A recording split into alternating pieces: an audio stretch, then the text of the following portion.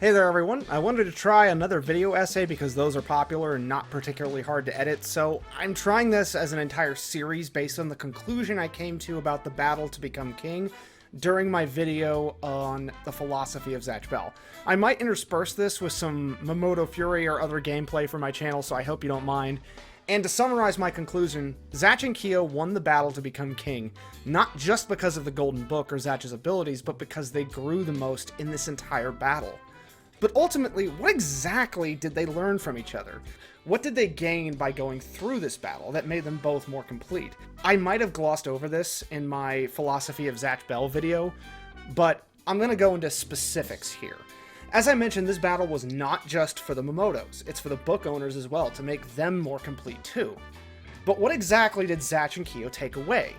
Well, with this series, we'll look at how each Mamoto and their book owner were at the start of the battle, and how they were at the end. Now, I think some might have more growing to do in the sequel. That all remains to be seen, but let's start with this much.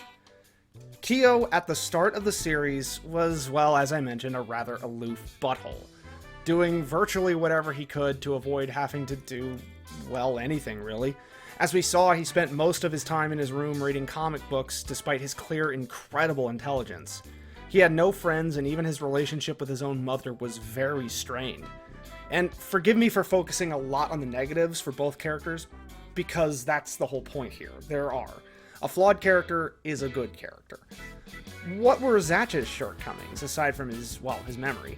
Well, Zatch was very unrealistic in his expectations. As we saw with Operation Hero of Justice, Zatch was certainly determined and tenacious, but he was very misguided and, well, honestly kind of dumb. His bad plans often came off as funny, and they still do, but that's intentional. The whole point is that those plans were never going to work. On top of his drawings that were basically Chris Chan chicken scratch that somehow made even less sense, but Zatch has the excuse of being 5 at the time. That and his drawing skills have mildly improved. Hey, cut him some slack. He's a king of the entire world. Think he has a lot of time to draw? But more importantly, we see a misguided kid who doesn't know how to make solid, sound decisions. And we have an intelligent teenager who lacks direction and purpose, like a lot of kids his age, and is rather emotionally volatile. By the final chapters, so much of this has changed. While the group is traveling through Faldo's insides, Kyo is knocked out and is taking a long time to wake up. And during this arc, Dr. Riddles has long since been out of the battle, and aside from Kyo, he was also sort of the group leader. And don't get me wrong, everyone kind of steps up, but most importantly, Zatch does as well, and he does his best to make as smart of decisions as he can, and they work to the benefit of the group. And by the end of the manga, during Kyo's graduation, we see a young man who now has a solid purpose and direction in life, and several friends who are going to deeply miss him based on the high school he's going to, and that's way different from theirs. Now, even then, at the start of this new battle, while both of them have changed, we're likely going to see more areas where they might need improvement. But let's really look at when the first battle with Weeg starts. The Kyo from the start of the first manga would not have stepped in, especially if he didn't know any of these people.